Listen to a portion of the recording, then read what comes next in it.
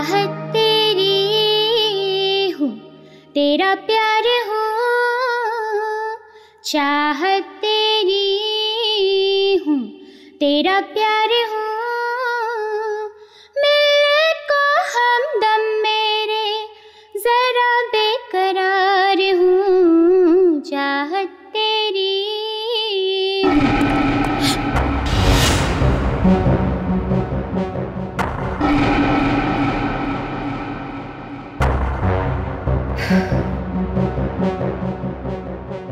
Cool cool.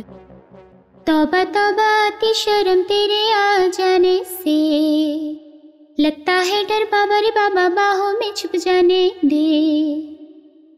तौबा तौबा आती शर्म तेरे आ जाने। कौन है? कौन है? कंसंट्रेट जैसली, कंसंट्रेट। तौबा तौबा आती शर्म तेरे आ जाने से, लगता है डर बाबा रे बाबा बाहों में छुप जाने दे। तू जो कहे मंजूर है, तुझ पर मेरी कुर्बानी जान।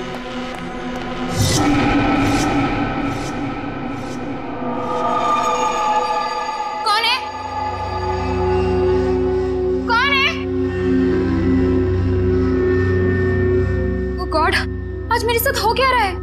आज मेरा गाने में मन क्यों नहीं लग रहा है? घर पर कोई नहीं है, फिर भी किसी की मौजूदगी महसूस हो रही है। कौन है? सामने आओ, सामने आओ।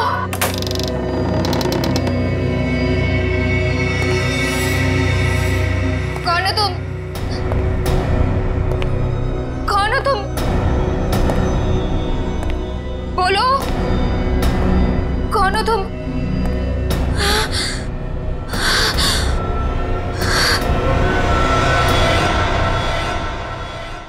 भारतीय म्यूजिक इंडस्ट्री के लिए आज का दिन बहुत ही दुर्भाग्यपूर्ण है, क्योंकि मशहूर रॉक स्टार जेलसी अब हमारे बीच नहीं रही हैं। वो 28 साल की थी। ये खून है या आत्महत्या, इसका जवाब तो सिर्फ सीआईडी ही हमें देगी। हम अभी भी उनके घर के अंदर जाकर लाश देखना चाहते हैं, लेकिन हमें अंदर जाने नहीं दिया जा रहा है। जेलसी जी के फ्रेंड्स यही चाहते हैं कि जिस तरह से सीआईडी ने अनेक अपराधियों को जेल की हवा खिलाई है, इस केस में भी वो इंसाफ करेंगे।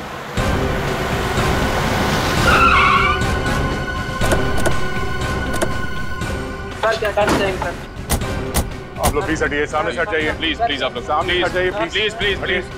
बाद में प्लीज। इनमें से किसी को भी अंदर आने मत। आप लोग वहीं पे रुकिए प्लीज। मेरा नाम रामू है, मैं यहाँ पे काम करता हूँ साहब। कैसे हुआ ये सब?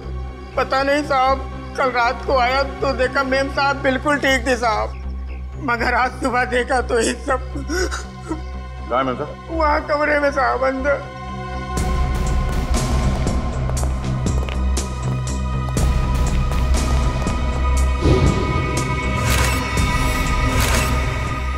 रामू जी साहब। ये कैसे कपड़े पहन रखे हैं जेलसी ने? साहब मेम साहब रॉक स्टार थी, अच्छे अच्छे और तरह तरह के कपड़े पहनने का उन्हें बहुत शौक था, पर इस तरह के कपड़े मैंने कभी नहीं देखे मेम साहब के पास। लाश को किसी ने हाथ तो नहीं लगाया? नहीं साहब। निशान देख लगता है कि जानवर के नाखून से बनाई है। शहर के बीचों बीच घर के अंदर कोई जानवर कैसे घुस सकता है? आसपास कोई जंगल भी नहीं है।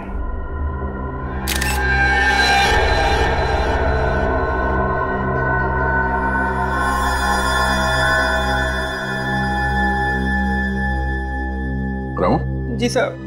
तुम्हारी मेम साहब गाने का रिहर्सल इसमें रिकॉर्ड करती थी? हाँ साहब।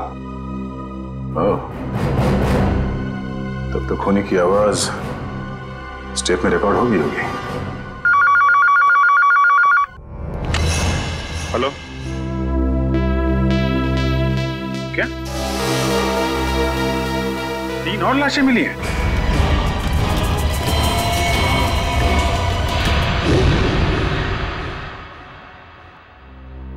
सर, पहले तो हमने सोचा था कि सिर्फ जेलसी का खून इस तरह से किया गया है, लेकिन अब 3 खून और हैं जो इसी ढंग से किए गए हैं। सर, इससे पहले जो 3 लाशें मिली हैं उनका आपस में कोई संबंध भी नहीं है सर। ये नहीं हो सकता निखिल, कोई ना कोई संबंध तो जरूर है आपस में, कोई ऐसी एक कॉमन कड़ी जो इन्हें जोड़ती है।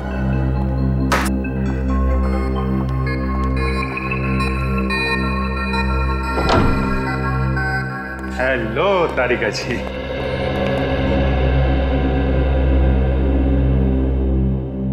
अरे डॉक्टर साहब, क्या हुआ? ये चेहरा आपका क्यों लटका हुआ है? लगता है किसी बड़ी उलझन में आप। उलझन कैसी नहीं होगी सर, इस काम में कितना दिमाग लगाना पड़ता है। मुझे लगता है डॉक्टर साहब ने बहुत दिमाग लगाया, लेकिन उन्हें पता नहीं चला कि क्या हुआ है। पता चल भी गया है और नहीं भी है? पता चल भी गया और नहीं भी। ये निशान ना ही किसी धारदार हथियार के है और ना ही किसी इंसान या जानवर के नाखूनों के। तो फिर ये निशान किस चीज के हैं? वही पता लगाने की कोशिश कर रहे हैं, थोड़ा वक्त लगेगा यार, प्लीज वेट करो। सर आने के सर, इन सारे विक्टिम्स के बीच जो कॉमन कड़ी है उसके बारे में पता चल गया है। अच्छा, क्या है? सर ये लोग 12 तारीख को क्रिस्टल मॉल में थे सर, एक वीडियो गेम के लॉन्च में। ये चारों एक साथ वीडियो गेम के लॉन्च में थे, क्रिस्टल मॉल। सचिन जरा मैनेजर को लेकर आओ। सर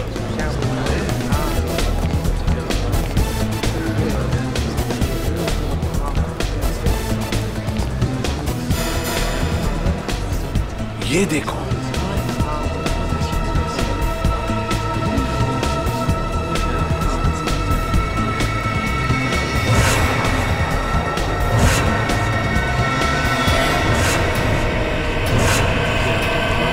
है तो सर फिरा। तो ये देखो, ये देखा उसका हथियार। इस हथियार का फोटो खींचो और साळुंखे को भेज दो। सर ये है यहाँ के manager mister Keshav. Hello sir. Sir खूनी के बारे में कुछ पता चला? ये रहा आपका खूनी। ये सर ये तो वीडियो गेम का विलेन है, फैंटेसी कोलो नाम है इसका। पता है हमें, लेकिन कोई तो है जो इस वीडियो गेम को असली जिंदगी समझ रहा है, असली जिंदगी, और अपने आप को इस वीडियो गेम का विलन फंटासी कोलू। लेकिन ऐसा पागलपन करेगा कौन? केशव जी, ये गेम और कहीं पर भी रिलीज नहीं हुआ, सिर्फ आप ही के यहाँ खेला गया। और जो 4 लाशें मिली उन लोगों ने उस दिन ये गेम आपके यहाँ खेला था, यहाँ पर। तो बताइए क्या हुआ था उस दिन यहाँ पर?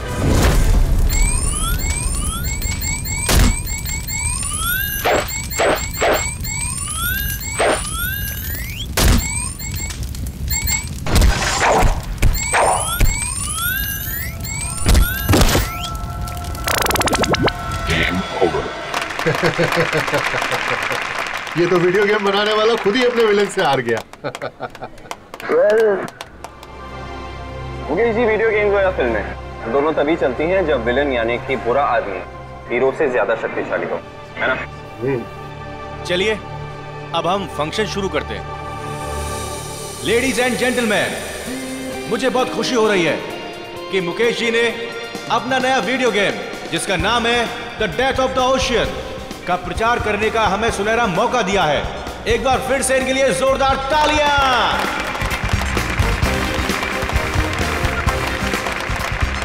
Thank you ladies and gentleman, thank you very much. अब मैं इस खास मौके पर हमारे एक खास मेहमान को स्टेज पर आमंत्रित करता हूं, जो है फेमस रॉक स्टार जेस्ले। Please ladies and gentlemen, give her a big hand.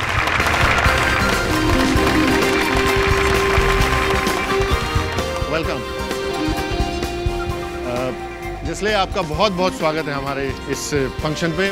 हम लोग सभी आपके गानों के बहुत बड़े फैन हैं। तो मैं इस मौके पर आपसे रिक्वेस्ट करना चाहूंगा कि आप इस गेम के बारे में अपने फैंस को 2 शब्द कहें। वीडियो गेम्स काफी हद तक हमारी असल जिंदगी की तरह होती हैं। जैसे हमारी असल जिंदगी में अच्छे और बुरे लोग होते हैं, वैसे ही वीडियो गेम की दुनिया में भी होते हैं। तो हमें इस गेम के जरिए अपने अंदर के विलन, क्या नाम है इसका? फैंटेसी कोलू। हाँ, हमें अपने अंदर के फैंटेसी कोलू को खत्म करना चाहिए।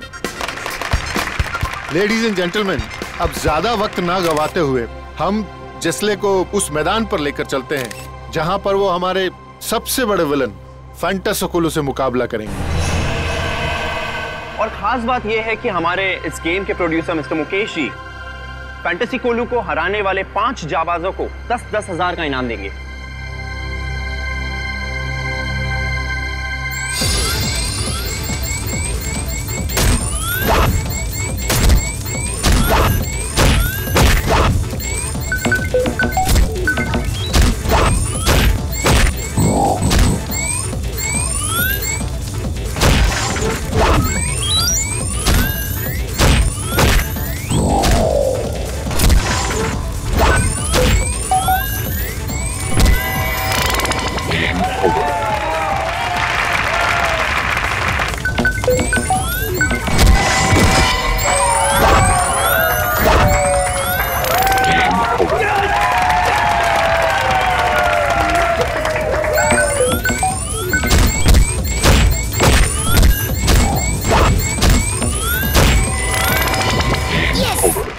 शगुन, Congratulations. Congratulations. Arpit, Congratulations. Congratulations. Ankush, Prakash and जलसी। Well done, man. Thank you so much. Congratulations. Thank you. खूनी एक और खून करने वाला है, उस 5वें आदमी का। हाँ केशव, 5 में से 4 लोगों की तो जाने जा चुकी है। ये 5वां जो बचा है उसका नाम और डिटेल चाहिए हमें जल्दी। Sure sir.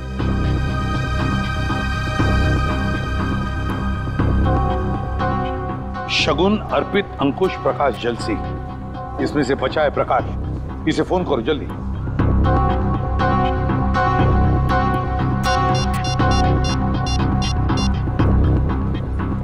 हेलो, हाँ प्रकाश। प्रकाश, मैं सीआईडी से इंस्पेक्टर सचिन बोल रहा हूँ। अच्छा ये बताओ कि इस वक्त तुम कहाँ हो? क्या बैंगलोर में? अच्छा ठीक है, यहाँ आते ही हमसे मिलो। नहीं ऐसी कोई बात नहीं है, शायद तुम्हारी जान को खतरा है। ठीक है, तुम जैसे यहाँ पहुंचो हमें इन्फॉर्म करो, हम तुम्हारी सिक्योरिटी का बंदोबस्त कर देंगे। या ओके। चलिए प्रकाश बैंगलोर में। प्रकाश बैंगलोर में? इसीलिए तो बच गया वो, क्योंकि इस वक्त शहर में नहीं है। सचिन, वीडियो गेम बनाने वालों को मिलना पड़ेगा, इनसे मिलना पड़ेगा, क्योंकि जिसने भी ये किया है कंपनी के अंदर वालों में से ही कोई है। सीआईडी? क्या बात है सर? बात तो बहुत सीरियस है। आप लोगों ने हाल ही में एक नई वीडियो गेम लॉन्च की है, क्या नाम है उसका? Sir, death of ocean. हाँ वही, डेथ ऑफ ओशन। इसका प्रमोशन आप लोगों ने क्रिस्टल मॉल में किया था ना, जहाँ पे 5 लोगों ने आपका ये गेम जीता था और उन्हें आप लोगों ने इनाम भी दिया था। तो उसमें क्या गलत बात है सर? जीतने वालों को इनाम देना तो अच्छी बात है ना। लेकिन उन्हें मौत के घाट उतार देना ये अच्छी बात नहीं है। हो सकता है ये आपकी मार्केटिंग स्ट्रेटजी का नया हिस्सा हो। ये क्या कह रहे हैं आप? वो लोग मर गए? मर नहीं गए, मार दिए गए। खून हुआ है उन सबका, और हमेशा कहा कि ये खून आप लोगों में से किसी ने किया है। सर, ये आप क्या कह रहे हैं? हम लोग भला ऐसा क्यों करेंगे? क्यों नहीं कर सकते? जिन 4 लोगों की मौत हुई है उन्होंने ऐसे ही कपड़े पहने हुए हैं, आपकी वीडियो गेम के कैरेक्टर के कपड़े मरते वक्त पहने हुए थे। ये देखिए।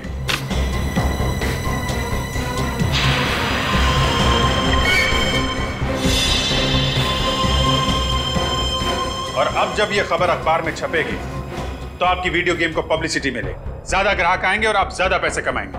क्यों? सर, पर ये तो नेगेटिव पब्लिसिटी है ना, इससे तो हमारा बिजनेस ठप हो जाएगा। अरे आपने वो कहावत नहीं सुनी है क्या? Negative publicity is good publicity. कहीं आपने ये तो नहीं सोच लिया? सर, वीडियो गेम्स बेचने के लिए हम लोगों का खून करेंगे? ये आप लोग सीआईडी वाले क्या कह रहे हैं? हम लोग बिजनेस करते हैं और मनोरंजन भी, और ये खून करना, मर्डर करना हमारे बिजनेस के एजेंडा में नहीं है।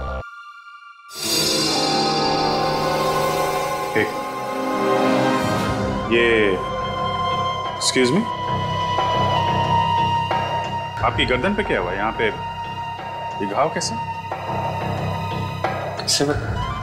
सर वो क्या है ना कि मेरी बीवी थोड़ा गुस्से वाली है सर, तो कल ज़रा नमक सब्जी में कम हो गया तो उसने हाथ उठा दिया मेरे ऊपर।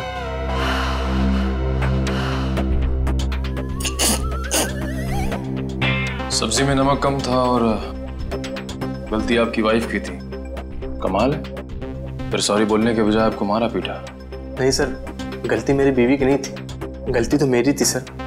वो क्या है ना कि घर का सारा काम काज मुझे करना पड़ता है, झाड़ू पोता बर्तन कपड़े, यहाँ तक कि सर मुझे टॉयलेट भी साफ करना पड़ता। तो आप ऑफिस का काम कब करते हैं? सर दिन में ऑफिस ही आता हूँ। सर ये तो वैसे ही किस्मत का मारा हुआ है, ये किसी को क्या मारेगा? फिलहाल अभी तक की इन्वेस्टिगेशन से यही सामने आया कि जो लोग आपका गेम खेल रहे हैं और उसमें जीत रहे हैं उनका खून हो रहा है।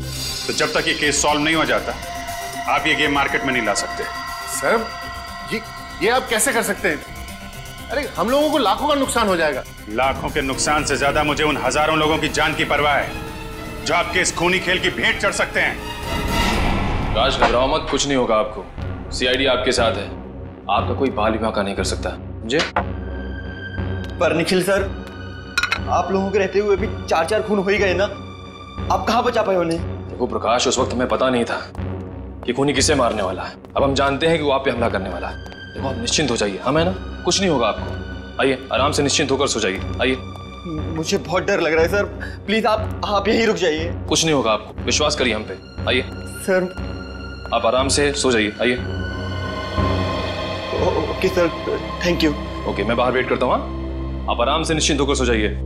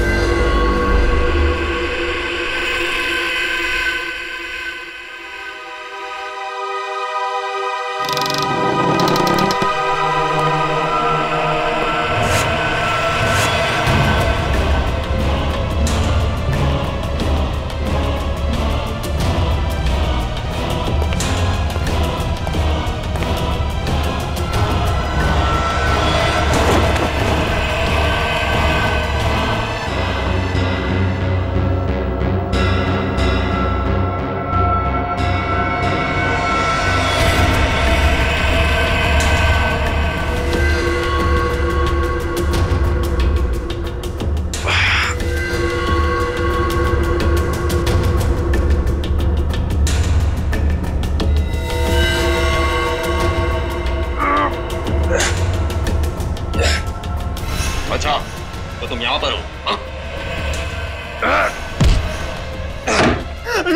निखिल सर, मुझे बचा लो सर। बस बहुत मासूमों के खून से खेल लिया तुमने, अब तुम्हारा खेल खत्म, समझे?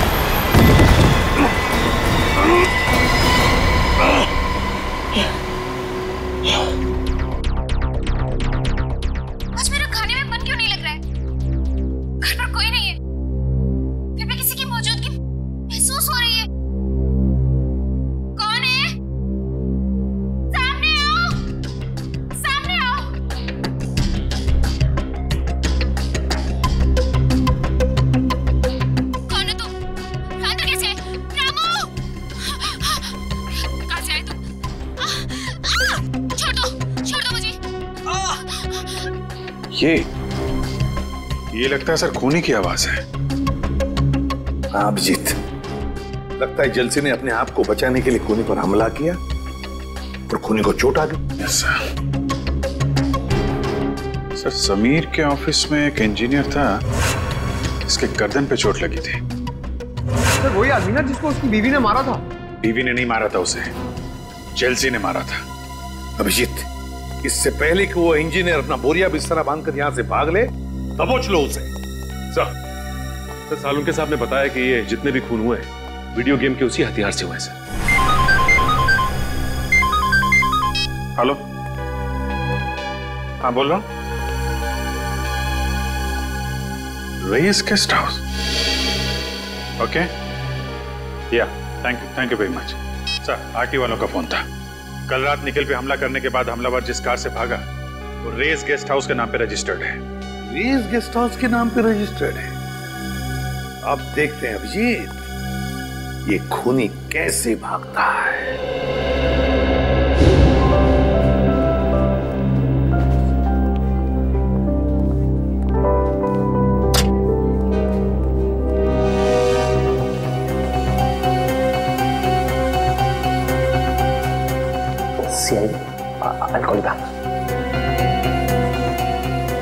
सर आप लोग यहाँ फिर से? खूनी का कुछ पता चला? पता चल जाएगा। कहाँ है आपका वो इंजीनियर? कौन सा इंजीनियर सर? अरे यार नाम नहीं याद आ रहा उसका, वही वाला जिसकी बीवी उसे बहुत मारती है। शायद आप विनोद की बात कर रहे हैं सर। हाँ उसी की बात कर रहे हैं। जरा बुलाइए उसे, कुछ जरूरी बात करनी है। सर पर वो तो ऑफिस में नहीं है सर। है नहीं? तो फिर कहाँ है? सब आज सुबह आया था, अचानक उसकी बीवी की तबीयत खराब हो गई तो सेवा करने चला गया। कह रहा था 6-7 दिन नहीं आऊंगा। अरे वाह, आपकी कंपनी तो बहुत दयालु है। बीवी की तबीयत खराब हुई तो 1 हफ्ते की छुट्टी दे दी। सर अब क्या है कि अच्छे एम्प्लॉयज का ख्याल तो रखना ही पड़ता है ना सर। कहीं हमारी कंपनी छोड़ के कोई और कंपनी ज्वाइन कर ली तो नुकसान तो हमारा है ना सर। फायदा नुकसान का अच्छा हिसाब रखते हैं। जरा नंबर दीजिए उसका। Sir number 19724 84323।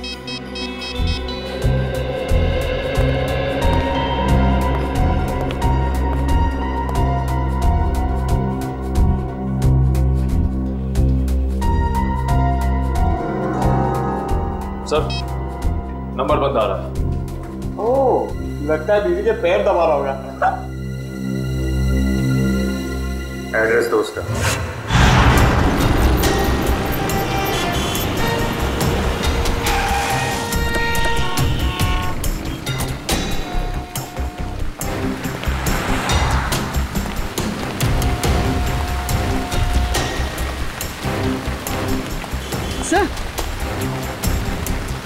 सर ये तो वही गाड़ी है, MH04BN 1428।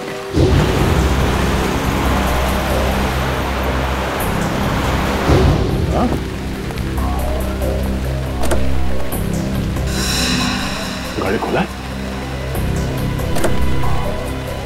तुम एक काम करो, गाड़ी को अच्छी तरह चेक करो, तब तक मैं अंदर जाके देखता हूँ। सर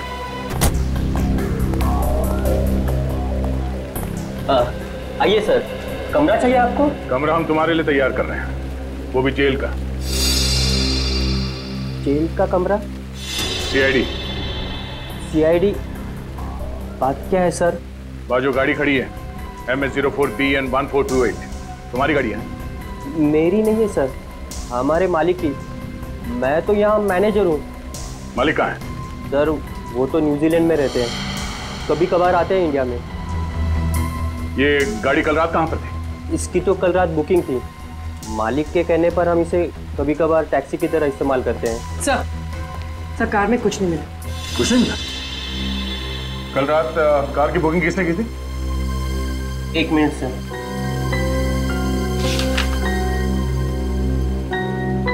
गिरीश ने। गिरीश यहीं ठहरे हुए हैं हमारे गेस्ट हाउस में। सर ये विनोद घर पे भी नहीं है और इस विनोद के बच्चे का फोन ही बंद आ रहा है। अरे तुम विनोद के बच्चे को क्यों फोन कर रहे हो? विनोद को करो ना। अरे यार पंकज, जरा 2 मिनट के लिए चुप रहो। हेलो। हाँ मैम। ओके, कहाँ पे? Thank you so much sir. Phone company के हिसाब से विनोद के फोन का आखिरी लोकेशन कलानगर चौल में था। कलानगर चौल? ये वहां क्या कर रहा है? पंकज, गाड़ी घुमा लो।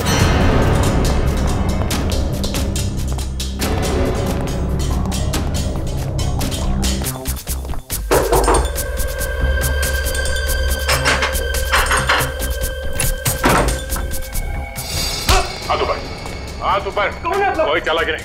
क्या चाहिए आपको? ये लोग सीआईडी से हैं। सीआईडी से? लेकिन मैंने क्या किया है? पूर्वी, कमरे की तलाशी लो। देखो कोई हथियार मिलता है क्या? सर, हथियार? मैं एक शरीफ आदमी हूँ, मेरे पास हथियार कहाँ से आ सकता? शरीफ आदमी हो तो 4 लोगों के खून कर दिए हैं। कल रात 5 बार खून करने गए थे तुम। 4 खून? सर, मैंने आज तक मक्खी नहीं मारी, तो मैं भला किसी का खून कैसे कर सकता हूँ? होटल की टैक्सी लेके नहीं गए थे तुम कल रात प्रकाश के घर में? मैं तो यहाँ अपने दोस्त की शादी अटेंड करने आया था, उसी के फंक्शन में गया था। सर, कमरे में से उस वीडियो गेम का कॉस्ट्यूम तो नहीं मिला? ये शादी का कार्ड मिला है। सर, आप वहाँ जाके पता कर सकते हैं, सभी से पूछ सकते हैं सर। मैं रात के 4 बजे तक सर वहीं पे था। 2 दिन पहले कहाँ थे तुम जब बाकी के खून हुए? सर, मैंने कहा ना, मैं इस शहर में नया हूँ, मैं बनारस का रहने वाला हूँ। शायद कोई आदमी उस शादी से ये गाड़ी चुरा के ले गया जुर्म को अंजाम देने के लिए। उसमें ड्राइवर नहीं था क्या?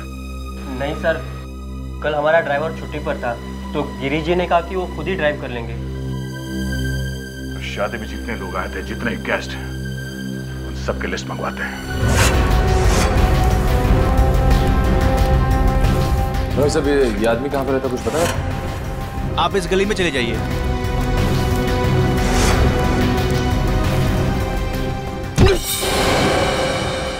दीवार तुझे दिखाई नहीं देता क्या?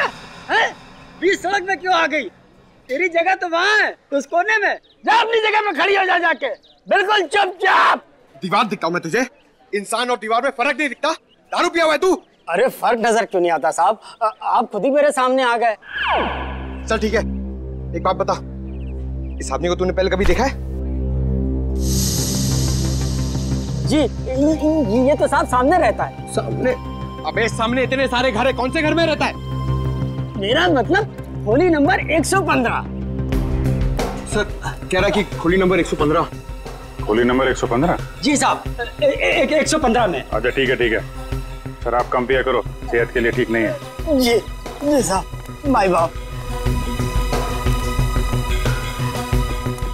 सर, वो रहा 115।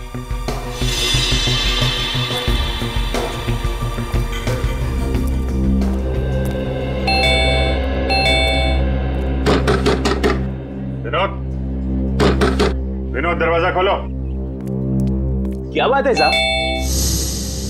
ये विनोद यहीं पे रहता है? हाँ, वो मेरा किराएदार है।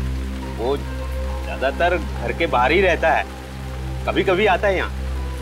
अच्छा, तो आपका घर है ये? जी है साहब। ये विनोद अभी घर के अंदर है? जी साहब, है वो अभी अंदर। ये दरवाजा नहीं खोल रहा है, तोड़ना पड़ेगा।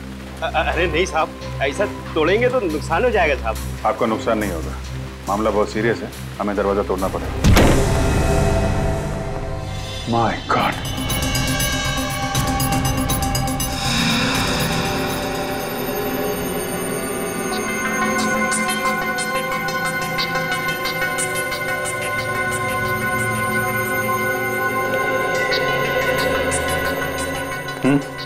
सर काफी देर हो गई है मरे हुए से।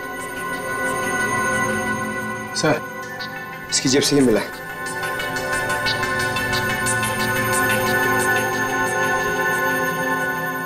मैंने ही 4 खून किए, पर अफसोस मैं प्रकाश को नहीं मार सका। मेरी जिंदगी मैंने हमेशा एक वीडियो गेम की तरह जी है, और सीआईडी से हारने का अपमान मैं बर्दाश्त नहीं कर सकता, इसलिए खुद की जान ले रहा हूं। Game over. विनोद, तलाशी लो घर की।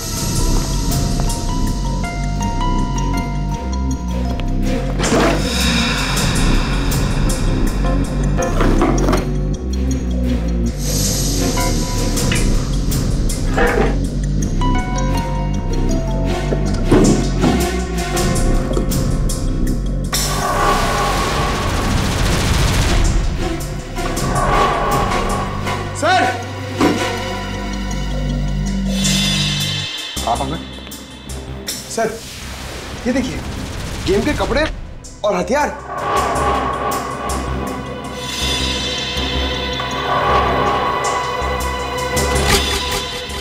एक मिनट।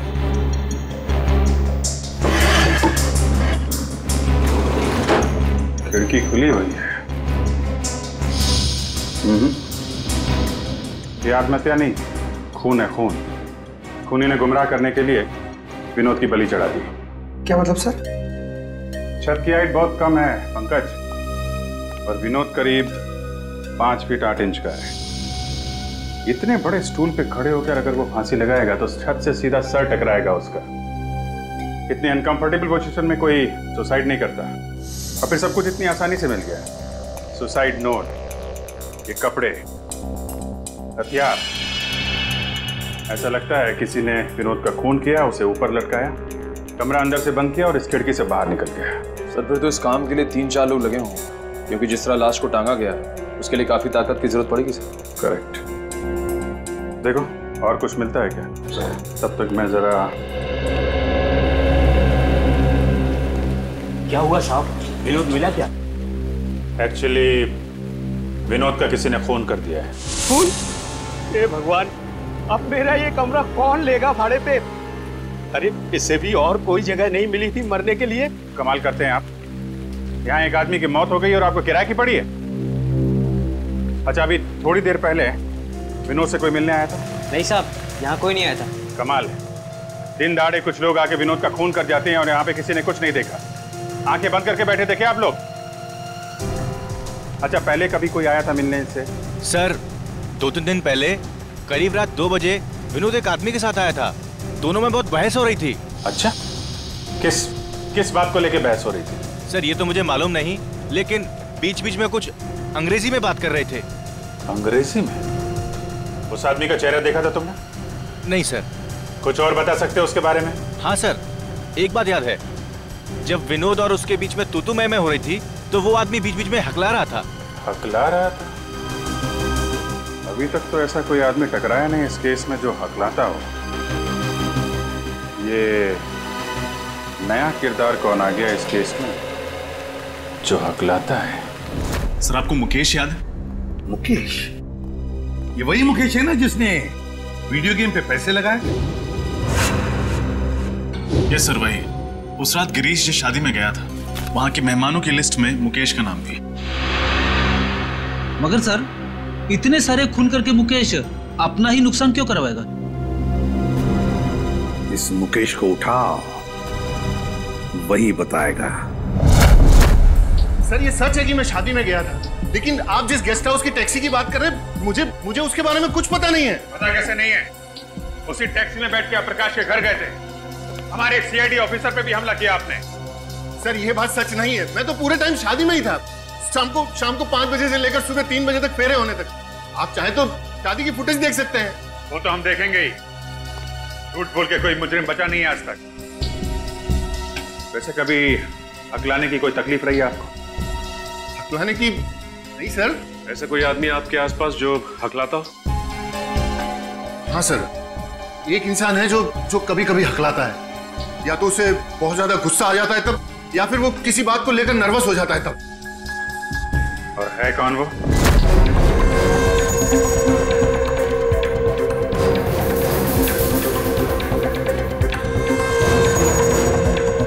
सर आप लोग यहाँ? क्या हुआ सर? समीर कहाँ है? सर समीर सर तो अपने केबिन में होंगे, मगर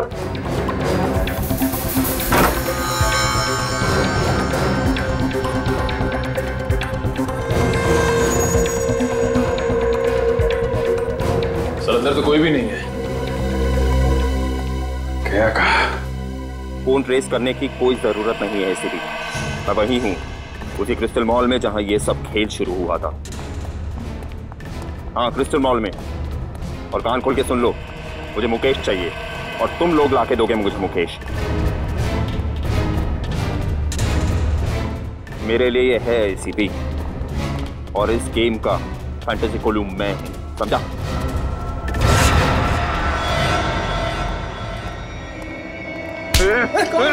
मुझे क्यों पकड़ा है? सर मुझे बचा लीजिए, ये आदमी मार डालेगा मुझे। अपनी अपनी गन नीचे कर दो सब लोग। समीर छोड़ दो उसे। सब लोग अपनी गन नीचे रखो जल्दी। मैंने कहा गन नीचे रखो वरना इसकी गर्दन काट दूंगा। समीर छोड़ दो उसे वरना नतीजा बहुत बुरा होगा। गन नीचे रखते हो या मारो इसको। नहीं ठीक है गन नीचे करते हैं। सोचो छोड़ दो उसे। अब तो छोड़ दो उसे। Very good.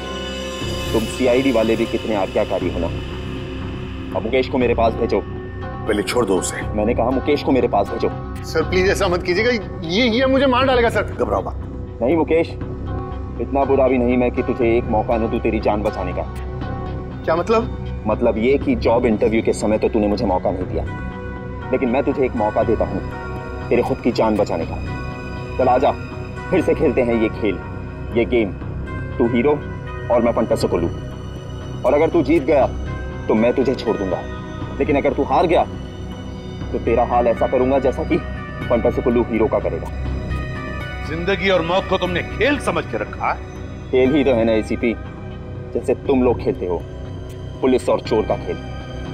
जिसको गोली लगी उसका खेल खत्म। मुकेश की जिंदगी कोई खेल नहीं जो हम उसे दांव पर लगाए, समझे? अगर तुझ में हिम्मत है ना तो मुझसे खेल ये खेल, मुझसे खेल। नहीं एसीपी, मुझे मुकेश ही चाहिए। मुकेश। डर गए एसीपी के अवतार से? डर और फंटा से कोलू। चल आ जा एसीपी और देख मेरे हथियार कैसे जान लेते हैं तेरी।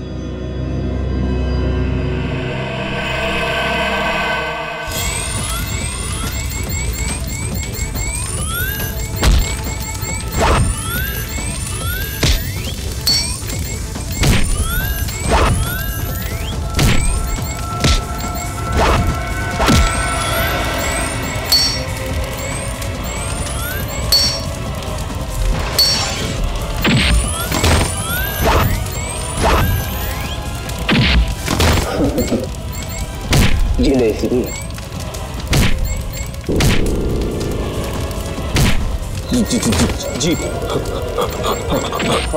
हमेशा बुराई की होती है। नहीं हारूंगा, नहीं हारूंगा मैं।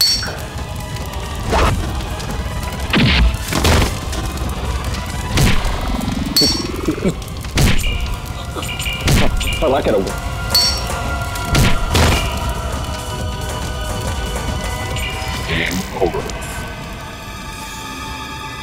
समीर, कहां तक भागोगे?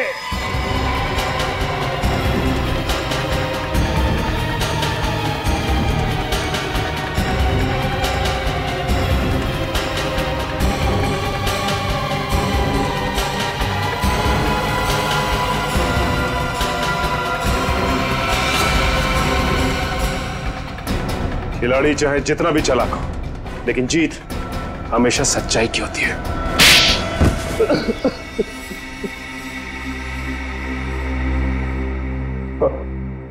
अगर जीत हमेशा अच्छाई की होती है तो मेरी जीत क्यों नहीं हुई? 7 साल पहले गया था मैं मुकेश के पास नौकरी के लिए। उसने मेरा इंटरव्यू तक नहीं लिया। क्यों नहीं लिया? क्योंकि मैं कभी कभी हकलाता हूं, इसीलिए। तो मुकेश ने तुम्हें नौकरी नहीं दी, इसलिए तुमने उससे बदला लेने का इतना लंबा चौड़ा प्लान बनाया है? मुझे पैसों की सख्त जरूरत थी। मेरी माँ के इलाज के लिए पैसे भी नहीं मिले और नौकरी भी नहीं मिली, और मेरी माँ तड़प के मर गई, सब उस मुकेश की वजह से। और उसी दिन मैंने ठान लिया कि पहले मुकेश को रास्ते पर लाऊंगा और फिर उसकी जान लूंगा। समीर, माना कि तुम्हारे साथ जो कुछ भी हुआ गलत हुआ, लेकिन इसका मतलब ये नहीं कि तुम बदला लेने निकल पड़ो और अपनी बदले की आग में मासूम लोगों की जाने लो। 4 लोगों की जानें ली है तुमने, 4 लोगों की जान। अब तुम्हें तो फांसी ही होगी। रुक जा नहीं तो मैं तुझे मार दूंगा। मुझे माफ कर दो। क्यों मारना चाहते हो मुझे? क्या बिगाड़ा मैंने तुम्हारा? मैं तुझे क्यों मारना चाहता हूँ ये तुझे कभी भी नहीं पता चलेगा। कट।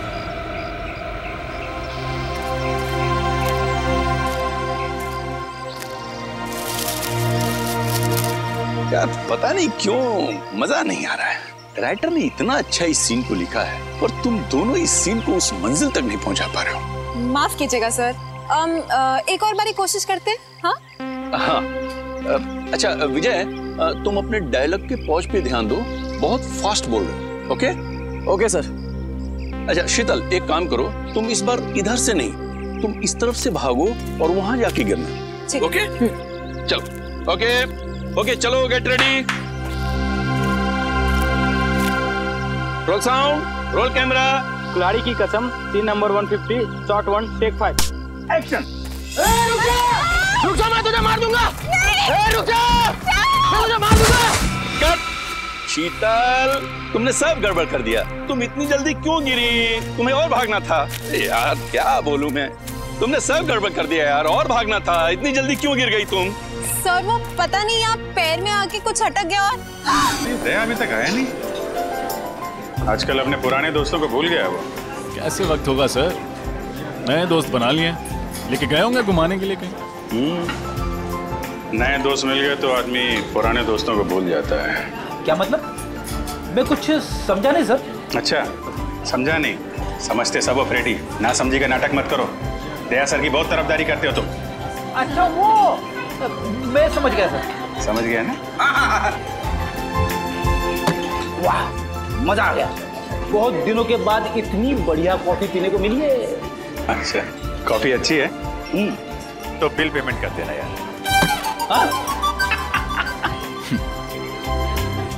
वैसे सर आपको मानना पड़ेगा, आप अपने पुराने दोस्तों को नहीं भूले। तो फिर कहाँ लेके गए थे डॉक्टर तारिका को खाने पे? संयोग के बाद? अरे संयोग वो तो गया, और उसके जाने के बाद हम लोग खाने। तुमने सही कहा रजत, मैं अपने दोस्तों को नहीं भूलता फ्रेडी, चाहे वो नए हो या पुराने हो। अरे मैं तो कहता हूँ कि डॉक्टर तारिका को भी यहाँ पे बुला लेते। क्यों? वो क्या है, सालूम के साहब का चेहरा देख देख के बोर हो गई होगी ना बेचारी। ये बात तो सही कही तुमने, लेकिन वो हैदराबाद गई है ना। हैदराबाद क्यों सर? राखी आ रही है ना, तो उनका कोई सगा भाई नहीं है।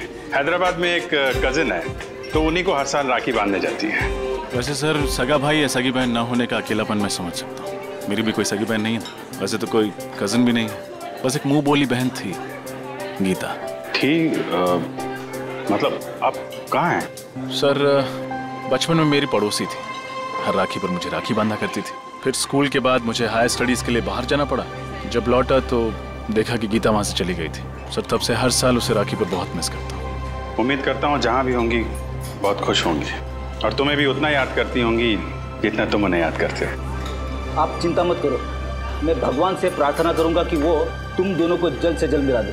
इस बार की राखी आपके लिए खुशियां लेके आएगी।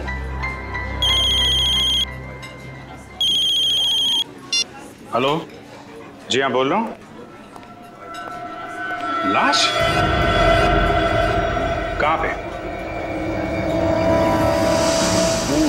इस आदमी की उम्र 45 साल है और इसे मरे हुए लगभग 48 घंटे हो गए मुझे।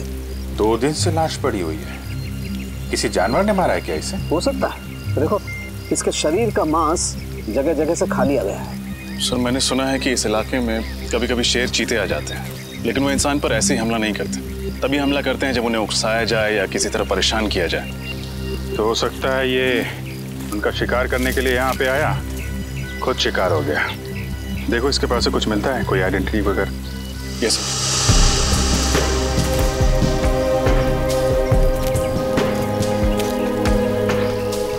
जेब में खाली है सर? ना कोई आइडेंटिटी है? वॉलेट भी नहीं? वॉलेट नहीं है, कहीं ये खून लूटपाट के लिए तो नहीं हुआ? लुटेरों ने पैसे के लिए इसका खून कर दिया और फिर लाश की ऐसी हालत कर दी जैसे कि किसी जानवर ने खाया हो। अभिजीत, इसे जानवर ने खाया या ये किसी आदमी का काम है, ये तो फॉरेंसिक लैब में ले जाकर के पता चलेगा, जहाँ इसके शरीर की अच्छी तरह से जांच हो।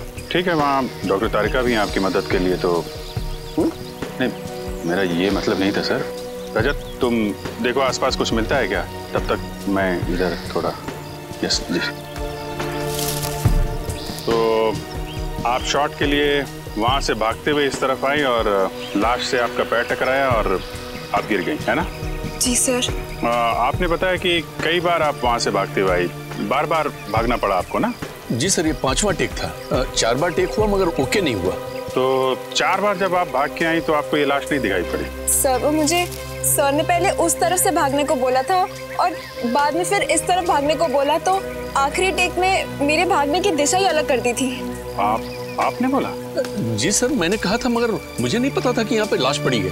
कितने दिन से शूटिंग कर रहे हैं आप लोग यहाँ पे? सर, जंगल में आज पहला और आखिरी दिन है। फिल्म का क्लाइमेक्स शूट कर रहे थे हम लोग, पर पता नहीं आज कुछ काम हो पाएगा कि नहीं। यहाँ पे एक लाश पड़ी हुई है इस हालत में और आप फिल्म में अटके हुए हैं। सर, ये ब्रेसलेट मिला है सर, वहाँ झाड़ियों में पड़ा हुआ था। लड़की का लगता है। आपका ब्रेसलेट है? नहीं सर। ये ब्रेसलेट कोई पहचानता है? जी नहीं सर। सर, हो सकता है ये ब्रेसलेट उस लुटेरे के हाथ से गिर गया हो। ये भी हो सकता है कि लूटने वाला कोई लड़की हो। अरे डॉक्टर तारिका, आप कब आई हैदराबाद से? बस अभी आई, करीब 1 घंटे पहले। और आते ही सीधा लैब? क्या डॉक्टर साहब, इनको आराम करने दिया होता, आप काम करा रहे हैं? अरे यार, गलती हो गई। मुझे तो लगा अभिजीत तारिका को तुम लैब में देख करके खुश हो गए यार। चलो भेज देते। तारिका तुम जाओ यार, आराम करो। नहीं, आ गई हैं तो रहने दीजिए। बड़ी खुशी हुई जान के कि आपको मेरी खुशी की कितनी फिक्र है। वैसे लाश के बारे में भी कुछ बता देते तो खुशी बढ़ जाती। हाँ, बढ़ाते हैं तुम्हारी खुशी। अभिजीत, इस आदमी की मौत जानवर के खाने से ही हुई। तो ये खून नहीं है? नहीं है, खून ही है, क्योंकि इस खून के पीछे इंसानी दिमाग है। पर सर, अभी अभी आपने कहा कि इनकी मौत किसी जंगली जानवर के खाने की वजह से हुई, पर इनकी मौत के पीछे दिमाग किसी इंसान का है। कुछ समझ में नहीं आया सर। मैं समझाता हूँ। देखो श्रेया, बात ऐसी है कि जहाँ जहाँ पर इस लाश को जानवरों ने खाया है, काटा है, वहाँ वहाँ पर इसे हेमरेजिक स्टेनिंग हो गई है। Haemorrhagic staining? इसका मतलब जब वो जानवर इसे खा रहे थे उस वक्त ये जिंदा था। मगर तारिका, आमतौर पे तो जानवर इंसान को पहले मार के फिर उसके बाद खाता है, लेकिन इस केस में ऐसा नहीं हुआ। क्यों? क्योंकि इस केस में खूनी ने बहुत लंबी प्लानिंग की थी सचिन। पहले तो उसने कैरोल बेनेट नाम का ड्रग दिया इसे, जिसे इसे लकवा मार गया और उसकी चलने फिरने की क्षमता बिल्कुल खत्म हो गई। और फिर खूनी इसे बेसहारा ऐसे ही छोड़ गया जंगल में, जंगली जानवरों के लिए। और जाते जाते खूनी ने इसकी कलाई भी काट डाली। कलाई में से खून बहने लगा और खून की गंध सूंघकर जंगली जानवर आ गए इसे खाने के लिए। बड़ी बेरहमी से खून किया गया ऐसा इसका। एक इंसान दूसरे इंसान के साथ ऐसा कैसे कर सकता है? मुजरिम इंसान कहाँ होता है सचिन? उनका दिमाग तो जानवरों से भी ज्यादा बदतर होता है, तभी तो इतने घिनौने काम करते हैं वो लोग। सर, ये तो पता चल गया कि इसकी मौत कैसे हुई। कुछ और सुराग मिले जिससे कि इसकी पहचान हो सके और खूनी तक पहुंचा जा सके? खूनी का ब्लड ग्रुप AB पॉजिटिव है। AB positive? लाश के ऊपर से कोई दूसरा खून भी मिला क्या आपको? हाँ विजय, जब खूनी इसकी कलाई काट रहा था शायद उसकी उंगली भी कट गई होगी, इसीलिए खूनी का खून इसके कपड़ों पर आ गया। और कुछ पता चल सकता है? हाँ, इस आदमी की पहचान तक पहुंचने के लिए हमारे पास 2 और सुराग है। एक तो कागज का छोटा सा टुकड़ा जो हमें इसकी जेब के एक कोने से मिला, लेकिन उसमें क्या लिखा है ये अभी तक साफ नहीं हो पाया। तो फिर हम ये कैसे पता करेंगे कि उस कागज पर क्या लिखा हुआ था? हाँ करेंगे, पता करेंगे।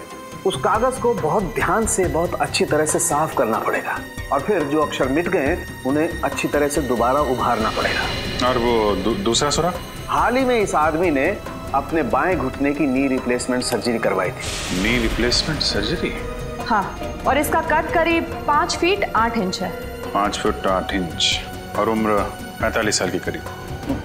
फिर तो सभी हॉस्पिटलों से पता करते हैं कहाँ पे इस आदमी ने अपनी नी रिप्लेसमेंट की सर्जरी कराई है, पता चल जाएगा कि ये आदमी है कौन।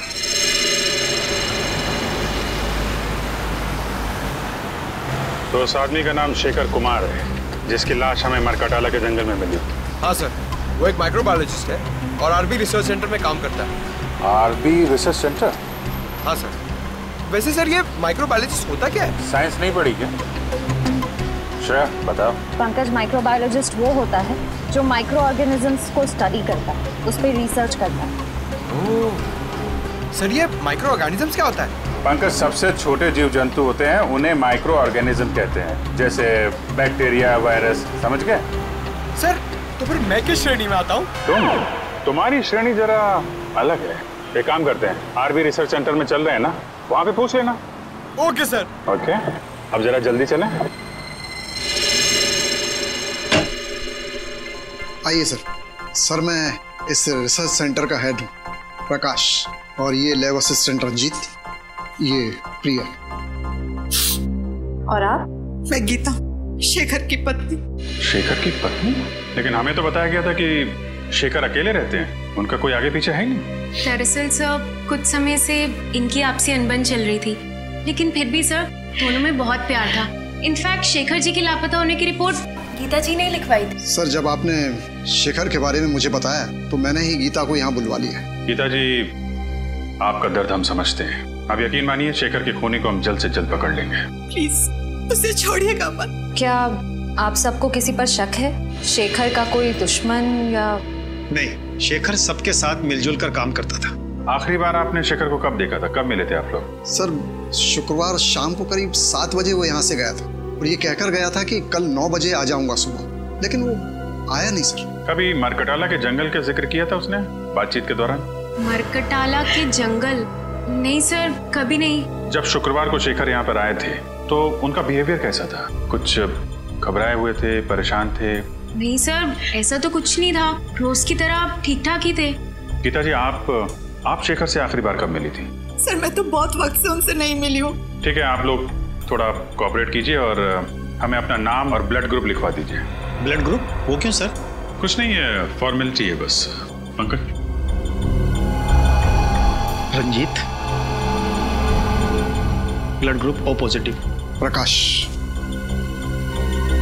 B+। Priya B positive. Geeta AB positive. Sir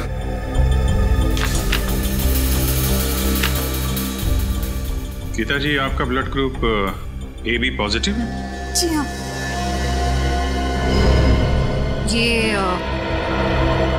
ये ब्रेसलेट आपका है? हाँ, लेकिन ये आपको कहाँ से मिला? मैं तो इसे कब से ढूंढ रही हूँ। ये हमें शेखर की लाश के पास से मिला है। गीता जी, आजकल ऐसी बहुत सी केसेस आती है हमारे सामने। कभी कोई प्रेमी अपने प्रेमिका को मारता है तो कभी पत्नियां अपने पति का खून करती है। एक साथ 7 जन्मों का साथ निभाने का वादा लेते हैं, लेकिन समझ में नहीं आता एक जन्म तक वादा नहीं निभाते हैं। क्यों?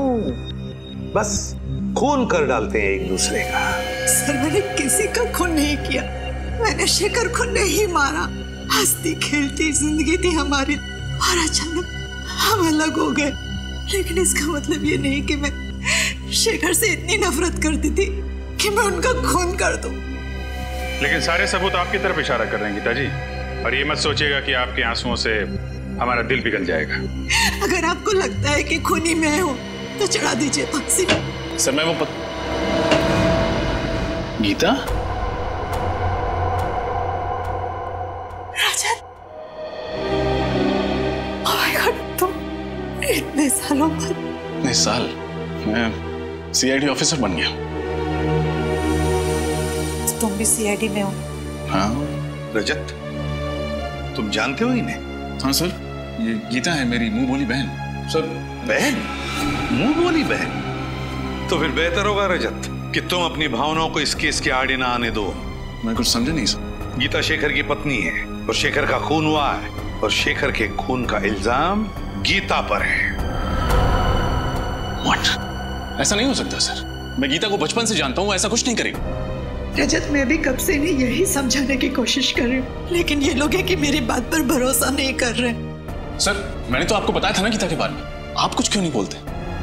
रजत, रिश्ते अपनी जगह हैं और ड्यूटी अपनी जगह है। फिलहाल सारे सबूत यही कह रहे हैं कि गीता ने शेखर का खून किया है। रजत, मैंने किसी का खून नहीं किया। मैं तुम्हारी कसम खाकर कहती हूँ, और मैं तुम्हारी झूठी कसम तो नहीं खाऊंगी ना। मैं जानता हूँ गीता, सर जरूर इसे कोई फंसाने की कोशिश कर रहा है, किसी की सोची समझी चाल है। सर, सालुंके साहब की रिपोर्ट के हिसाब से शेखर के कपड़ों पे जो खून लगा था वो गीता जी का है। ये कैसे हो सकता है? सिर्फ इतना ही नहीं गीता जी, आपके जूतों पे जो मिट्टी लगी थी वो भी मरगडाला के जंगलों की है, जहाँ से शेखर की लाश मिली थी हमें। लेकिन सर, मैं तो कभी उन जंगलों में गई नहीं। अगर मरकडाला जंगल में गई नहीं तो फिर वो मिट्टी कहां से आई आपकी जूतों पर? और आपका खून AB पॉजिटिव, जो एक रेयर ब्लड ग्रुप है, वो खून कहां से आया शेखर के कपड़ों पर? सर, पिछले हफ्ते मैंने रक्तदान किया था। हो सकता है ना कि गड़बड़ वहीं से हुई हो। रक्तदान? कहाँ किया था ये रक्तदान? ZN के हॉस्पिटल। सर, मुझे पूरा यकीन है कि किसी ने गीता का ब्लड वहां से चुराया होगा और शेखर के कपड़ों पर डाल दिया होगा। और वो जूतों पर लगी हुई मिट्टी वो भी किसी और ने लगा दी? क्यों? और वो ब्रेसलेट जो शेखर की लाश के पास से मिला वो भी किसी ने डाल दिया? एक बात समझ में नहीं आती रजत, कि अगर कोई गीता को फंसाना चाहता है तो इतनी लंबी प्लानिंग क्यों करेगा? गीता, तुम्हारा कोई दुश्मन है जो तुम्हें फंसाना चाहता हो? नहीं भैया, मेरी जहन में तो ऐसा कोई नहीं। सर, हो सकता है शेखर का कोई दुश्मन हो जो उसका खून करके इल्जाम लगाना चाहता हो गीता पर, लेकिन मैं ऐसा होने नहीं दूंगा। मैं उस खूनी को पकड़ के ही रहूंगा। गीता, अगर तुम बेगुनाह हो तो तुम पर आज भी नहीं आने दूंगा। ये एक भाई का वादा है अपनी बहन से।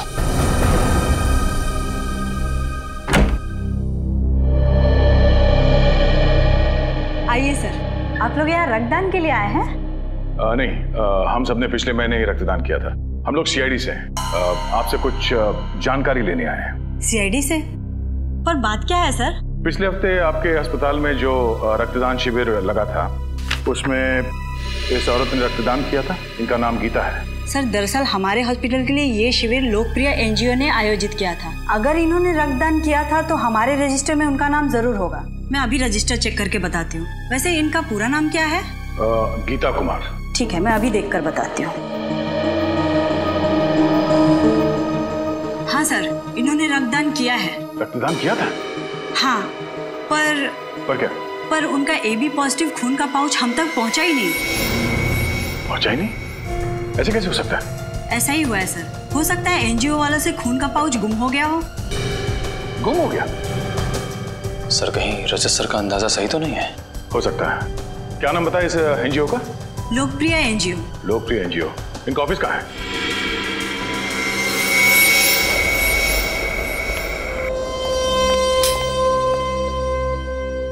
आपको लगता है सर शेखर के घर से हमें उनके खूनी का कोई सुराग मिलेगा? ये तो घर की तलाशी लेने के बाद ही पता चलेगा। एक काम करो, तुम वहां देखो, मैं यहाँ देखता हूँ।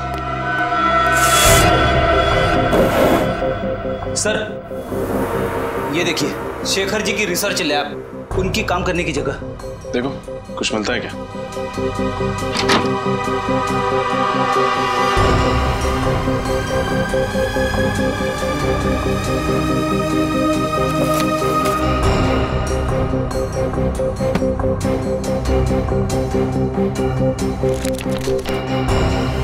छोड़ी, कुछ मिला? अभी तक तो नहीं सर। घर से ना ही कोई सामान चोरी हुआ है, ना ही हाथापाई के कोई निशान है। इसका मतलब शेखर को घर से नहीं, कहीं और से अगवा किया गया। फिर तो सर हमें उस जगह पे सुराग ढूंढना पड़ेगा जहां से शेखर को अगवा किया गया था। मगर सवाल ये उठता है कि उन्हें अगवा किया तो किया कहां से? एक सेकंड, तुम्हारे सवाल का जवाब ये देगा। ये तो कैमरा है। एक वायरलेस स्पाई कैम। इसका मतलब शेखर जी पे कोई जासूसी कर रहा था। वही होगा, वो खूनी।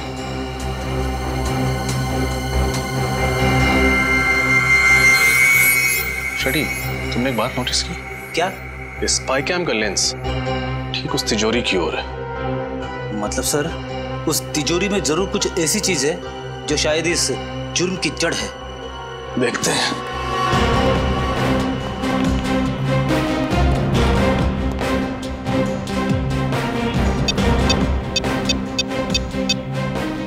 इलेक्ट्रॉनिक पासवर्ड है। इसे खोलेंगे कैसे? ये तो किसी एक्सपर्ट से ही खुलवाना पड़ेगा और साथ ही ये भी पता लगवाना पड़ेगा कि ये स्पाई कैम्प किसने खरीदा और कहां से।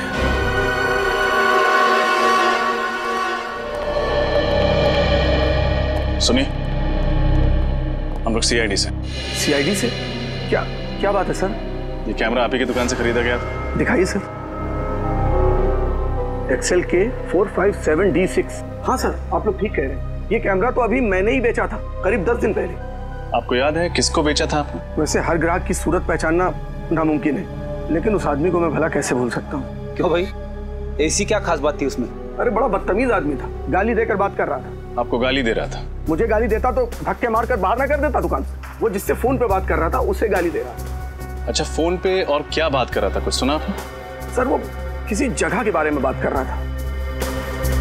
हाँ याद आया, विलासनगर। वो किसी से कह रहा था फोन पे कि विलासनगर आकर मुझसे मिलो। विलासनगर? अच्छा, उसने पैसे चेक से दिए थे या नगद? नगद दिए थे सर। चेहरा याद है उसका? थोड़ा थोड़ा सर। उसका नाम पता वगैरह लिया तो होगा ना तुमने? नहीं सर, नाम पता तो नहीं लिया। क्यों नहीं लिया तुमने? मालूम है ना तुम्हें, ऐसे कैमरे खरीदने वालों की डिटेल्स लेनी पड़ती है। सर मगर मैं जल्दबाजी में। ठीक है, आइंदा ख्याल रखना। फिलहाल ब्यूरो चलिए और उसका स्केच बनवाइए। Okay sir.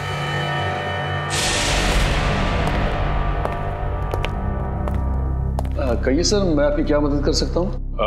हम लोग सीआईडी से हैं। पिछले हफ्ते आपने जेडन के हॉस्पिटल के लिए एक रक्तदान का शिविर आयोजित करवाया था। वो तो हम अक्सर करते रहते हैं। तो हमें ये बताइए कि ये गीता जी क्या आपके यहाँ रक्तदान करने आई थी? देखकर बताता हूँ। हाँ हाँ, इन्होंने रक्तदान किया था। तो फिर इनके खून का पाउच हॉस्पिटल के ब्लड बैंक में पहुंचा कैसे नहीं? क्या खून हॉस्पिटल नहीं पहुंचा? ये कैसे हो सकता है? ऐसा ही हुआ है, आपके एनजीओ में से किसी ने खून चुराया है। अच्छा, जब आप ये शिविर लगाते हैं तो कौन कौन लोग मदद करते हैं इसमें? सर कुछ एनजीओस होते हैं, कुछ वॉलंटियर्स हैं जिनकी मदद से ये शिविर आयोजित किया गया था। शिविर में खून का चोरी होना नामुमकिन है सर। तो अब लोग ये खून के पाउच अस्पताल भेजते कैसे हैं? हमारी वैन से जो ये काम करती है। कहाँ खड़ी है आपकी एनजीओ की वैन?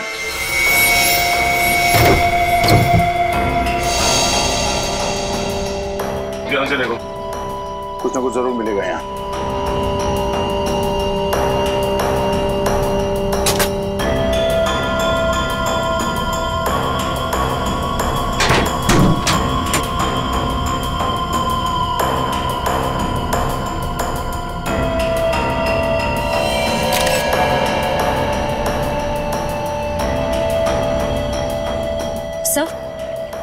सर ये कपड़े का फटा हुआ टुकड़ा मिला है, RB लिखा हुआ है इसमें।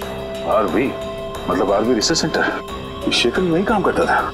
सर इसका मतलब कोई वहीं का है जो इस सारा का सारा खेल खेल रहा है। सर जब हम रिसर्च सेंटर गए थे तब रंजीत का लैब कोट थोड़ा सा फटा हुआ था।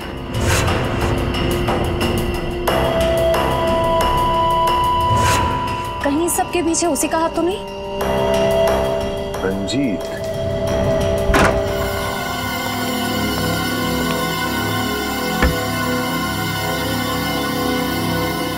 एक मिनट में आया।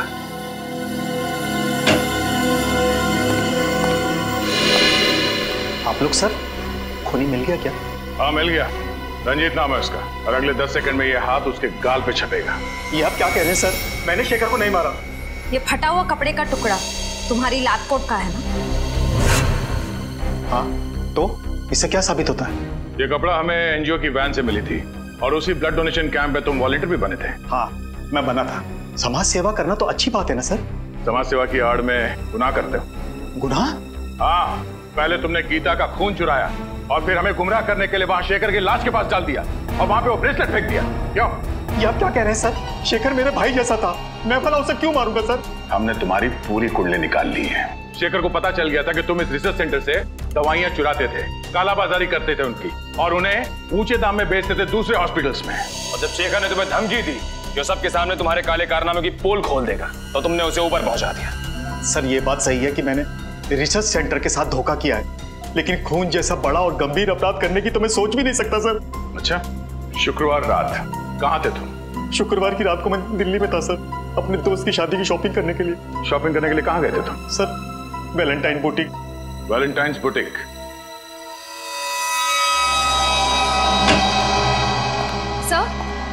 सर रंजीत सच कह रहा है। जिस वक्त शेखर का खून हुआ उस वक्त वो वाकई दिल्ली में ही था।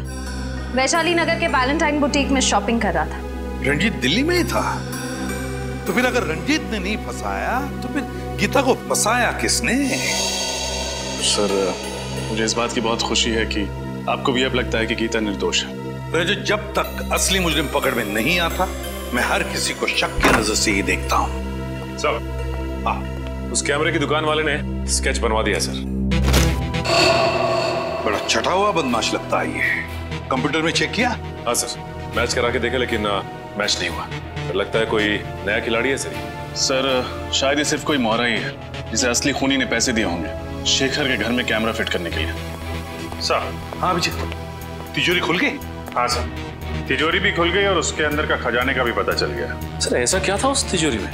शेखर के रिसर्च पेपर। सर शेखर एक बहुत ही खतरनाक बीमारी मोंडिलोविटियस पे रिसर्च कर रहा था। ये वायरस से होती है। शेखर ने इस बीमारी का इलाज ढूंढ निकाला। मोंडिलोविटियस, इस बीमारी का नाम सुना है सर, इसका तो दुनिया में कोई इलाज नहीं था। तो फिर अभिजीत इस दवाई की वजह से ही शेखर का खून हुआ है। इस दवाई की वजह से ही। और कोई तो था जिसे शेखर के इस दवाई की रिसर्च में दिलचस्पी थी। शायद उसी आदमी ने उस तिजोरी के बिल्कुल सामने कैमरा फिट कर दिया। और जब शेखर इस दवाई बनाने में कामयाब हो गया तो उसने शेखर को खत्म कर दिया। सर हो सकता है खूनी ने दवाई भी चुरा ली। क्या बात है भाई, बड़े खामोश हैं आप लोग। कोई गुत्थी उलझ गई है क्या? नहीं सर, बल्कि सुलझ गई। हम खूनी के काफी करीब पहुंच गए सर। वेरी गुड, और नजदीक पहुंचा देते हैं। बॉस ये है वो कागज जो मैं उस लाश की जेब में से मिला। HOLAD। HOLAD होटल या हॉस्पिटल हो सकता है। सचिन चेक करो कंप्यूटर में।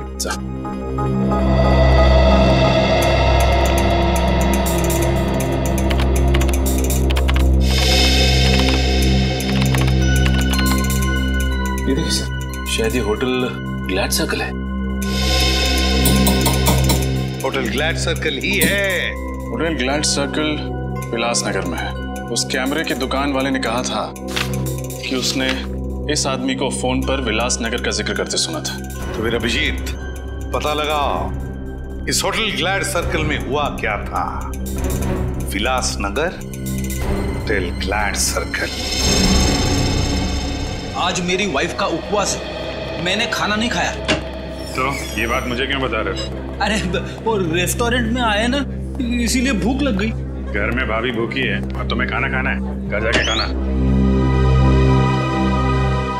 जी कहिए। यहाँ के मैनेजर हैं? जी हाँ मैं ही हूँ, कहिए। हम लोग CID से। अरे CID वाले हमारे यहाँ खाने पे आए हैं, ये तो हमारे होटल वालों के लिए बड़े सौभाग्य की बात है। नहीं एक्चुअली हम लोग यहाँ खाना खाने नहीं आए, एक केस की तहकीकात के सिलसिले में आए हैं। अब जरा ये फोटो देखिए। ये आदमी 2 दिन पहले आपके यहाँ खाना खाने आया था क्या? सर यहाँ पे पता नहीं कितने लोग आते जाते रहते, अब ये कैसे पता लगेगा कौन आया और कौन गया? इस CCTV कैमरा के जरिए उसका फुटेज देख सकते हैं? जी सर आइए।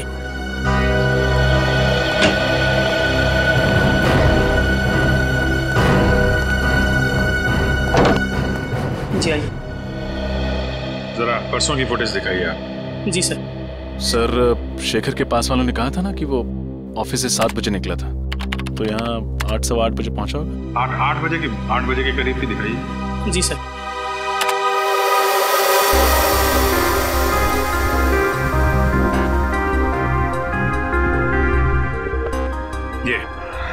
ये आया शेखर 8:12 पे।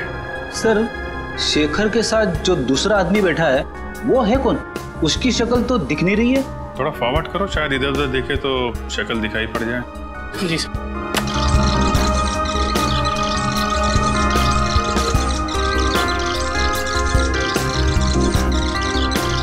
सर शेखर तो गुस्से में उठ के चला गया, शायद उसकी बहस हुई उस आदमी के साथ। इस आदमी के साथ बहस हुई और यहाँ से वो गुस्से में निकला लेकिन घर नहीं पहुंचा।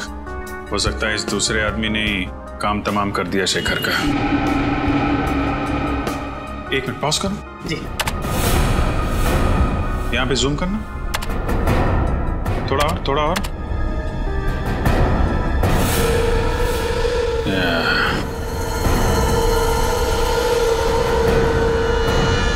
देखा रजत?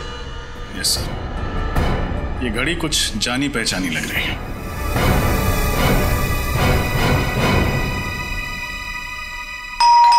कौन है इस वक्त? आ रहा। जी कहिए। हम लोग सीआईडी से। प्रकाश जी अगर पे साहब तो बाहर जाने वाले और जल्दी में भी है। आप लोग? आई एम सॉरी, लगता है हम लोग गलत वक्त पर आ गए। आप शायद कहीं बाहर जाने वाले थे? जी तुम अंदर जा। जी कई दिनों से मैंने कोई फिल्म नहीं देखी थी, तो एक अच्छी सी फिल्म लगी, मैंने सोचा देखा था। अरे वाह प्रकाश जी, आपके एक माइक्रोबायोलॉजिस्ट की मौत हो चुकी है और आप फिल्म देखने जा रहे हैं। देखिए सर, शेखर की मौत का गम मुझे भी है, लेकिन इसका मतलब ये नहीं कि मैं अपनी जिंदगी जीना छोड़ दूं। ये बात तो है। वैसे आपको थिएटर जाने की जरूरत नहीं पड़ेगी, हम आपको फिल्म दिखाएंगे।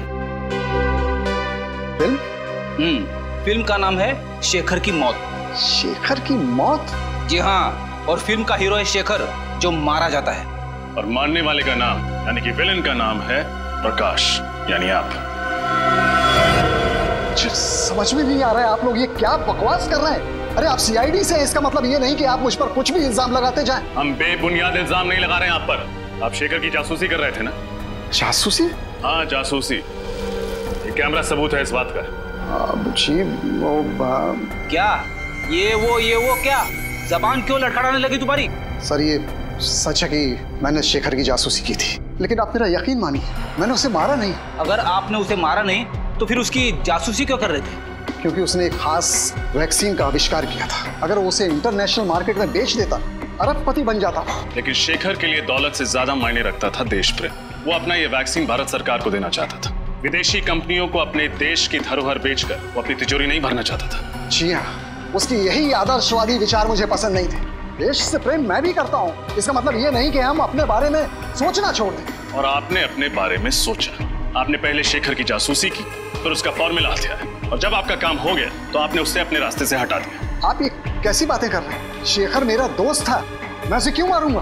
क्योंकि आप उसका फॉर्मूला हथियाना चाहते थे। उससे समझौता करने के लिए आपने उसे होटल ग्लैड सर्कल में बुलाया, लेकिन जब उसने आपकी बात नहीं मानी तो आपने उसे खत्म कर दिया। देखिए सर, ये सच है कि मैं उससे वहां मिला था, लेकिन उस मुलाकात के बाद मैं होटल क्लॉकवुड में चला गया। होटल क्लॉकवुड? जी। क्या करने गए थे आप? सर ऐसे ही ड्रिंक्स लेने। Soft drinks?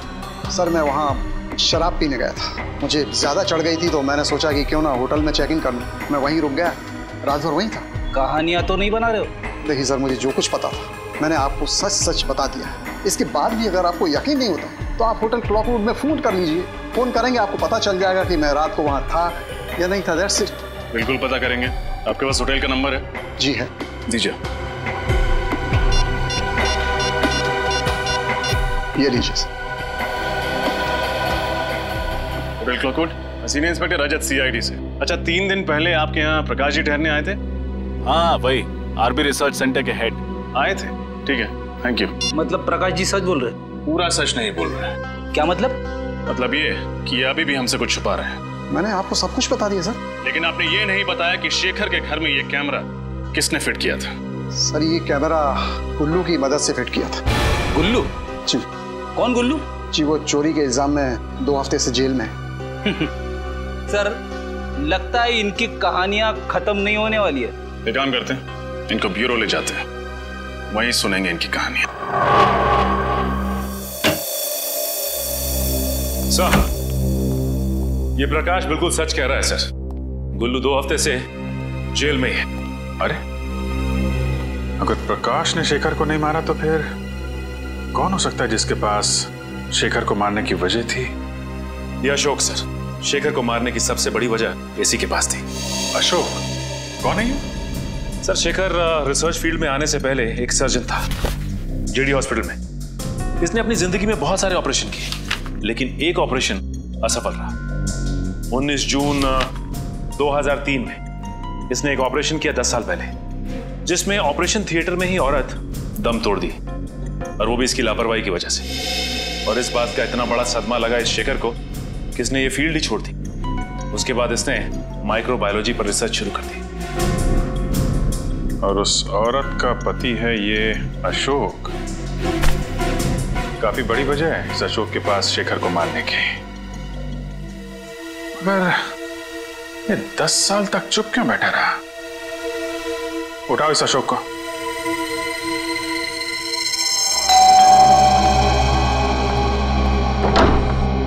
जी कहिए। जी हम लोग सीआईडी से। अशोक जी हैं घर पर? आप अशोक जी से मिलने आए हैं? हाँ, मगर आप ये किस लिए पूछ रही है? नहीं, बस थोड़ी सी हैरानी हुई। ज्यादातर उनसे कोई मिलने नहीं आता, इसलिए। अच्छा, खैर हम उनसे मिलना चाहेंगे। आइए।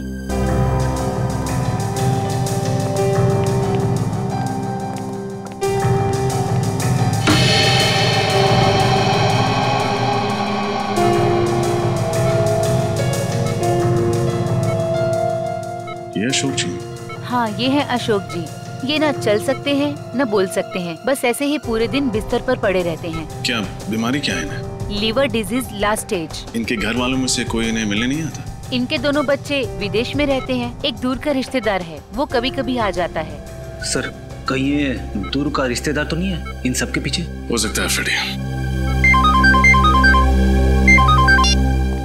हाँ गीता। भैया मुझे बचा लीजिए, कोई मुझे मारना चाहता है। मारना चाहता है? कौन मारना चाहता है? तुम फिक्र मत करो, मैं भी वहाँ आता हूँ। कहाँ तुम? मॉल के पास। कौन से मॉल के पास? आप जिस नंबर को डायल कर रहे हैं वो इस समय स्विच ऑफ है। Mobile switch off. फ्रेडी जल्दी चलो। कैसे पता चलेगा सर?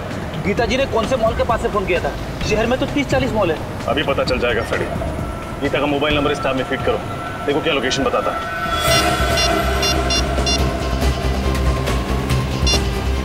सर, गीता जी का मोबाइल मॉल से आगे निकल गया।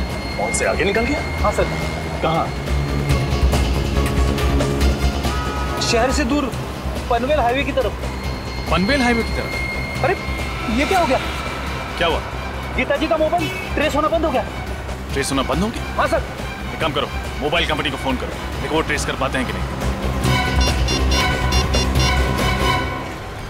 बचाओ! कौन हो तुम? और क्यों मेरा पीछा कर रहे हो? क्यों मारना चाहते हो मुझे? तुम भी उसी वजह से मरोगी जिस वजह से मैंने शेखर को मारा था। तुम लड़की हो, शेखर को क्यों मारा तुमने? शेखर को तो मरना ही था, लेकिन अब तुम भी मरोगी। रुक जाओ, चाकू नीचे करो वरना अंजाम बहुत बुरा होगा। भैया, तुम अपनी कर नीचे करो, वरना इस साल राखी पे तुम्हारी कलाई खूनी की खूनी रह जाएगी। अगर गीता को कुछ भी हुआ ना, तो तुम सोच भी नहीं सकते कि तुम्हारा क्या हश्र करूंगा मैं। चाकू नीचे। चाकू नीचे। फेंक दो चाकू। ससुराल जाने से पहले अपना घूंघट तो उतारो।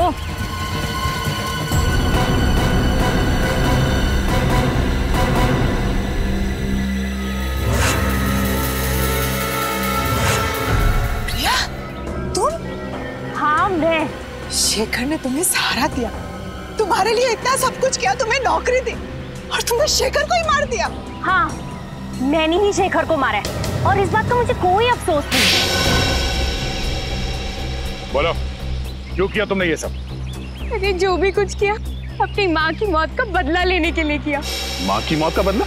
मैं सिर्फ 10 साल की थी जब ऑपरेशन थिएटर में मेरी माँ ने तड़प तड़प के अपना दम तोड़ दिया, सब उस शेखर की वजह से। ओह, तो तुम अशोक की बेटी हो? हाँ। शेखर 2 दिन से सोए नहीं थे, वो ऑपरेशन करने की हालत में भी नहीं थे। मैंने उन्हें बहुत समझाने की कोशिश की, लेकिन उन्होंने मेरी एक नहीं सुनी, और इस बात के लिए मैंने उन्हें कभी माफ नहीं किया। अरे तो फिर आपने ये बात हमें पहले क्यों नहीं बताई? इस बात का कभी जिक्र ही नहीं हुआ कि मैं आप लोगों को बताऊं। मेरी माँ के गुजरने के बाद मेरे पिताजी ये सदमा बर्दाश्त नहीं कर पाए। अब ना तो वो चल फिर सकते हैं और ना ही कुछ बोल सकते हैं। इसलिए तुमने शेखर का खून कर दिया और गीता को फंसाने के लिए उस एनजीओ वैन से उसका ब्लड पाउच चुराया और शेखर के कपड़ों पे डाल दिया। गीता का ब्रेसलेट भी तुमने उसकी लाश के पास छोड़ दिया। इतना ही नहीं, गीता के जूतों में जो मिट्टी मिली वो भी तुमने ही लगाई थी। और रंजीत को फंसाने के लिए उसके कोट के कपड़े का टुकड़ा वहाँ एनजीओ वैन में छोड़ दिया, क्यों? हाँ, मैंने सब कुछ किया। माना कि तुम्हारे साथ जो हुआ वो बहुत बुरा हुआ, लेकिन एक गलती की सजा एक और गलती नहीं होती। तुम्हारी माँ को कितनी तकलीफ हो रही होगी ये सोच के कि उनकी वजह से उनकी अपनी बेटी एक खूनी बन गई। तुम्हें एक बार भी अपने बीमार पिता के बारे में नहीं सोचा? अगर अदालत तुम्हें फांसी देती है तो उनकी देखभाल कौन करेगा? मैं बदले की भावना में अंधी हो गई थी। शेखर का खून किया तुमने और तुम्हें सजा तो होकर रहेगी। Thank you so much.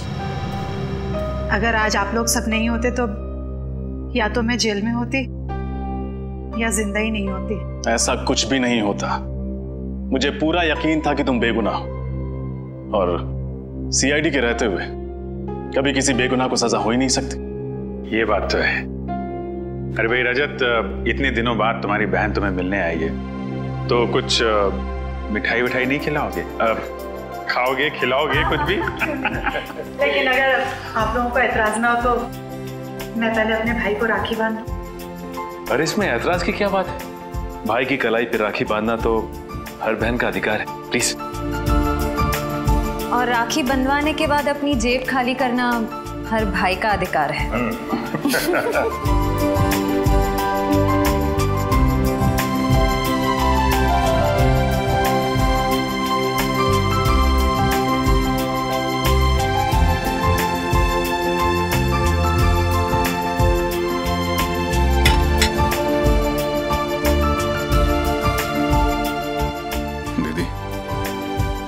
नहीं जानती मैंने इस पल का कितने सालों से इंतजार किया।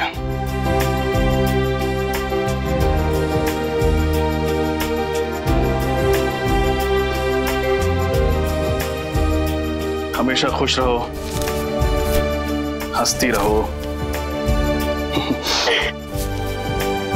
तुम्हारी जिंदगी सिर्फ खुशियों से भर जाए।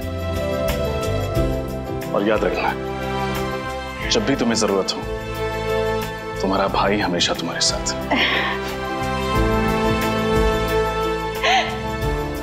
आप दुनिया के सबसे अच्छे भाई हो। भगवान करे सब बहन को आपके जैसा भाई मिले।